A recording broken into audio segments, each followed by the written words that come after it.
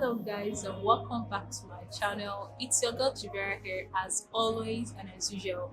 Guys, on today's very interesting episode, we'll be looking at the tech industry in Enugu, Nigeria. So if you're planning to relocate to Enugu and practice tech, or if you're already living in this city and you're a tech enthusiast and you're interested or wondering if there is at all any tech industry in Enugu, this video is very helpful to you because I'm going to look into the tech industry to find out if there is a tech industry here at all, the potentials of practicing tech in this city, if there are prospects, if there are potentials, if there are other people who would help you grow, because I understand that tech is something that you get better at it over the years with practice, and if you are being surrounded with people of like minds and all of that. And for all of us to understand this perfectly well, because I can't give you all of the answers alone, I'll be talking to a couple of people I call the game changers in the tech industry. These are men and women who have over the years practiced tech in Enugu. They have carved a niche and a name for themselves. Some of them have produced or developed products. I'm talking about applications that are used all over the world, not just in Nigeria, from this whole city state of ours. And they've exported a whole lot of talent, people who are working with Google, Facebook, and a whole lot of tech giants across the world. So we'll be talking to these people so they tell us more about what it feels like to practice tech in this space, and the prospects here, the potential here, and everything you need to learn about tech in Enugu. This episode is going to cover all of that as you look and talk to these men and women. So if you're interested in learning all of this, please do not click out to watch this video to the very end. And like I always say, please, if you've not subscribed to my channel, now is the very best time for you to do that. Hit that red subscribe button to be part of this awesome family, and let's dive into the video.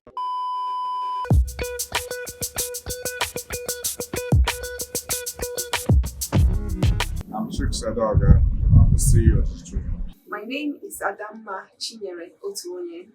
I'm the Chief Executive Officer of Sparks Consults, the home to Sparks Girls. Sparks Girls is a tech hub for girls aged 10 years and above, where they can learn tech skills or use tech skills for their businesses. So I'm David. I work at Genesys Tech Hub, and I'm the head of design here at the hub. Is there a tech ecosystem here in Enugu? Yes, there is. Yeah, there is. Enugu has a strong, growing tech ecosystem. It might not be so in your face, but it is there. They have been thriving even before Sparks Consults came to Enugu.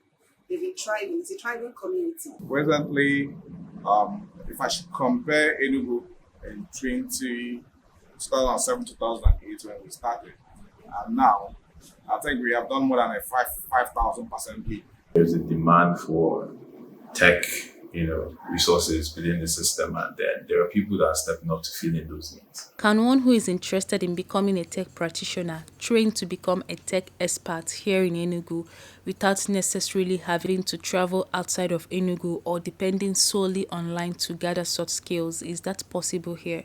Yes. Well, yeah, I think so. And it's been happening. This is the best place to stay and grow. I'm not even saying you can. I'm saying this is the best place you need. This is a place to be if you want to go. It will grow you the fastest because the environment is cool, there is support, the ecosystem is tight. So what else do you need? Enugu is the manpower source. So when you talk about human capital development in ICT, Enugu has it. About learning online, the discipline, they have it. Because I know of there was a training last year, and a lot of students in the small communities they are in the universities, I don't want to mention names, but we have them thriving. Then they have their internal support group, which is very key.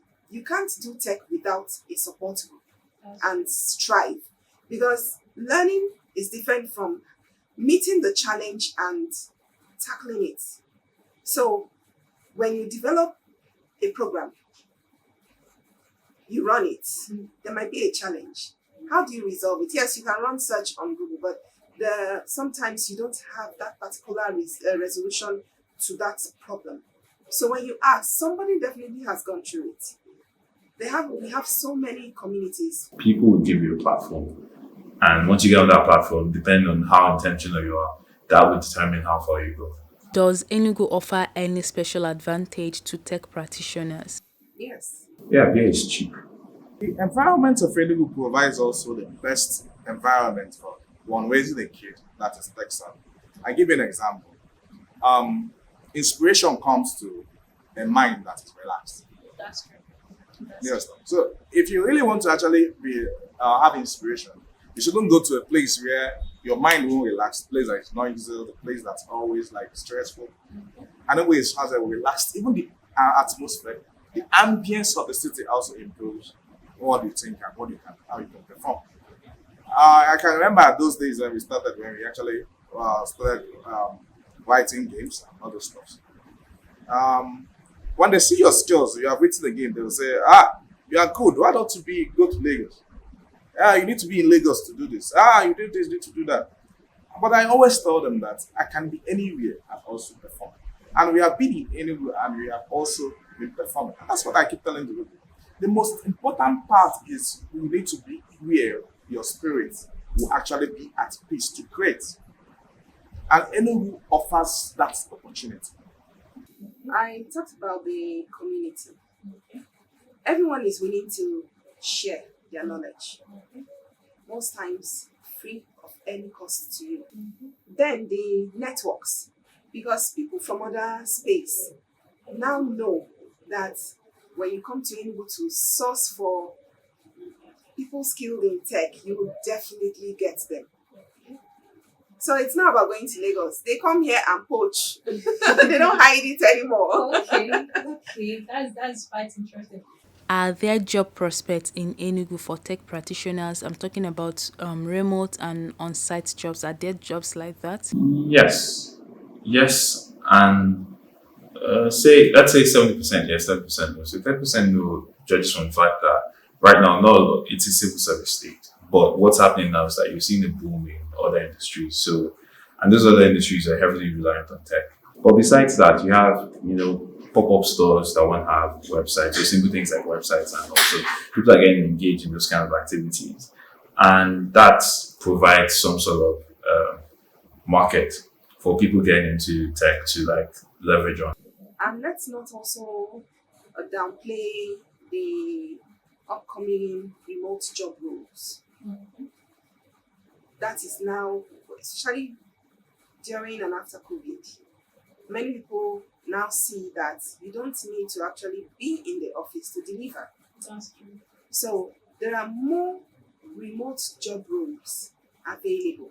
Then for those that require you to be in the office, there are. But are you actually in the space where you hear about them? That's another thing. Yeah, that's Because your network actually exposes you to such opportunities. There are so many links on Telegram, on WhatsApp. So where you are actually determines whether you are in the right click to hear about these opportunities before they are taken up. Are there tech hubs in Enugu? Yes, you are in one. Yes, we do. I think we are in a hub here. This is Dreamsoft. Yes, I'm currently working on. Yeah, Genesys, it's a tech hub. The hub is a co-working space where you can actually come, take your bag, and come over and work. Now, it means that you don't need a situation where you need to hire an office.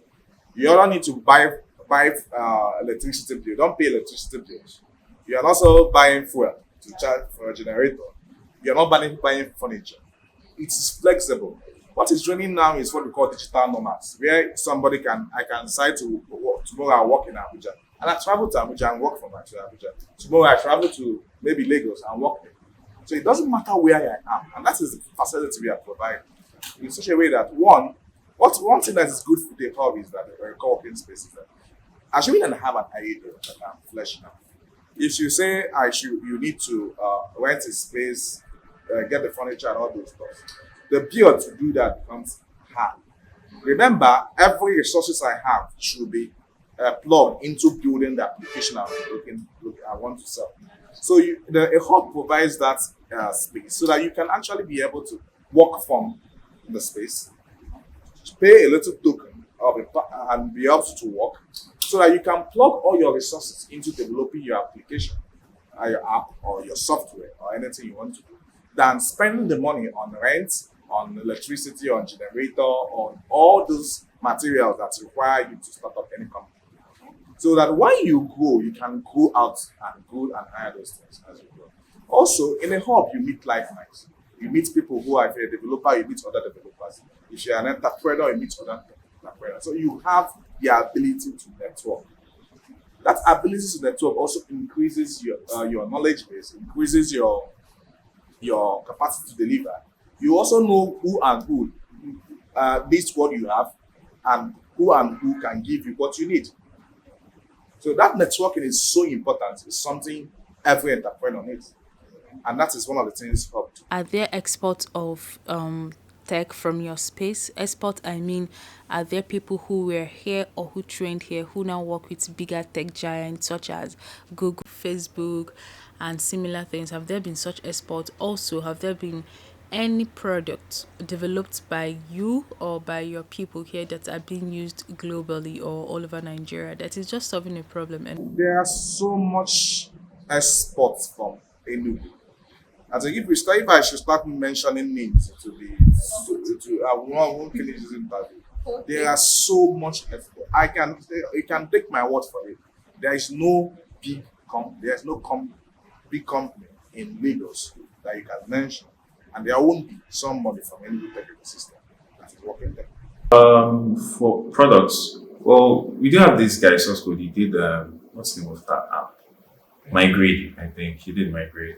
It's not global, but it is solving a problem. So it helps you. So migrate helps you sort out calculations with your GPA and CGPA while you're in school. So you don't have to do all that complex math by yourself.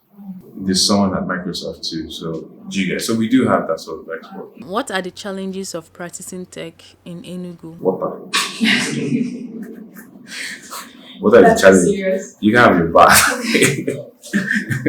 But challenges of practicing tech here in Enugu. So I think for me, the biggest issue is that we don't have like independent ISPs. So like in other cities, you have like what they call Spectranet, you have Intel. We don't have that here. So you have to depend on your regular ISPs like MTN and all of that. And if you notice, data plans for those kind of telcos, it's different from those dedicated ones that just provide internet. So you're literally paying more than you should. And I think that for me is a major setback. So if you're not working at a company or in a hub that provides, or a facility that provides internet, you're going to be burning a whole lot on your data subscription. And that's really much the bedrock of all the work you'll be doing. Do you think that you and other tech practitioners contribute to the state revenue? In every dimension, tech ecosystem here has contributed. Let me give you an example. In 2011, DreamsHub built the land information management system for Enugu. Now, that application on its own is processing the sea of O's. So that's only application already. It's already generating like a whole lot of revenue for the state because it's faster the sea of O process. It has fastened your search process. Yeah, fastened different part. I'm just talking about one aspect. When you talk about the different tech companies that are establishing Enugu, they are being taxed. They are paying their company tax. They are paying their income tax. And that also goes to the government, revenue to the government. Also, the number of persons employed in the state, they are also being paying their taxes, their income taxes. And that is a whole lot of revenue to the state. And also, when you look at the amount of investment that the tech ecosystem has attracted to the state. So, if, for instance, that a company in Enugu has raised like 40 million naira, that 40 million naira will be used to be buying chairs, paying salaries, and all those stuff. And that is also part of the growth of the economy of the state. For people who do the POS system, that is enabled with tech. So, unemployed youths, people who have businesses that have a limited income stream are now earning extra revenue. Okay, the guys like Banner, I think with the things they're going to do with stuff like Zen Finance, they're going to put in a lot of investments. So you're seeing a lot of outside money coming into the state. Well, and I think the last fundraising round, we got about $2 million. Forgive me if my figures are wrong. You can also fact check, but $2 million is about a billion naira now, right? Yeah, a billion naira. So that's a billion naira. I'm not saying all of it goes to the state, but that's money coming into the state if you look at it in a certain kind of way. In 5 years, where do you see tech in Enugu? I see in 5 years' time, if the Enugu 10,000 developer projects go through, a situation when there are 10,000 developers residing in Enugu.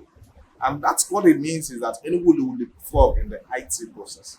It means that at that point in time, right, in Enugu, the number of persons that will be the next Silicon Valley of the entire southern Nigeria. In 5 years, I see us competing with guys like in Lagos, making, stronger. So I see stronger communities, where strong communities that have a face. And what I mean that they have a face that's recognizable so people can identify them. It's not just names of people anymore. It's this unit, this unit, this unit. And then I see the state being dependent on the activities of these individuals or groups. And I see them expanding or, their creativity and their resources and everything being a crucial aspect of all the things that we'll be doing together as a state, as a community, as a people. In 5 years, there is something we are pushing in the tech community for Enugu. We want to make Enugu the human capital center for tech. With what we are doing, we will get there. And I'm not thinking 5 years. I'm thinking 3 years. Because it's a solid plan and we have started it. Government has now come, the state government has come to support. So we will get there. Because they brought out their master plan and there is so much in it. There is so much, it has so many facets. And we are looking at, oh yes, we can also do something in that space. But for us, human capital development, that's what we are pushing in for. It's been happening behind the background, but now it's open. People know. So we're going to develop skills. We're going to set our youths apart. Make them people who, when they come out, they can stand and compete globally. People will come here, they are not poaching anymore. They will come and request and say, oh yes, I want to really get this person on my team without going to another business to steal a staff from them. How is female participation in tech in Enugu? Are more females coming in or are they being, what is the female participation like in Enugu? In Enugu, the female participation is not is growing. The percentage hasn't been quite. It's a male IT industry, it's a male-dominated industry most of the time. But the good part is that we are encouraging a whole lot of females to join the IT industry. Over the years, the Google Developers Group with Digital Dreams and other players in the Enugu ecosystem, we have been organizing Pink Summer of Code. The Pink Summer of Code has been a training for female, a free training for female for girls to join coding. Right, it has been holding every year, and also there have always been the Women Tech Makers Group, which the whole ecosystem is supporting. That has also been growing leaps and bounds. As I've said, I'll tell every girl, every the tech coding is not a difficult thing. Even the first coders were female. That's the funny thing. Yeah, there. So it's an industry where you can actually come and make your money. And who knows? The tech is the future, whether you like it or not. Alright guys, so this is where we draw the curtain for this series and I hope you learned a thing or more about tech in Enugu. So if you have more questions or further clarifications, you can drop them as questions in the comment section. We'll be there to handle all of that. Alright, so basically now you know there is a tech ecosystem here in Enugu. They are thriving, they're not yet where they want to be yet, but there is a presence and there is a growth and there are supportive community of people, very brilliant and talented people who are willing to help you should you want to develop yourself in that area. All right, so that is that. Until I come your way next time. And before I draw the curtain, I would like to give a special thanks or shout out to my producer, the person that produced this series, TBoi, Mr. Fixer. He was the person that handled it, and to my guy, my main guy that's always behind the camera, Mr. Nedu Micheal, and every other person that was very supportive and part of the whole production. Thank you all, and I'll see you guys in my next episode. And please remember to subscribe to this channel, like this video, share with your friends and your family, and I'll see you guys later.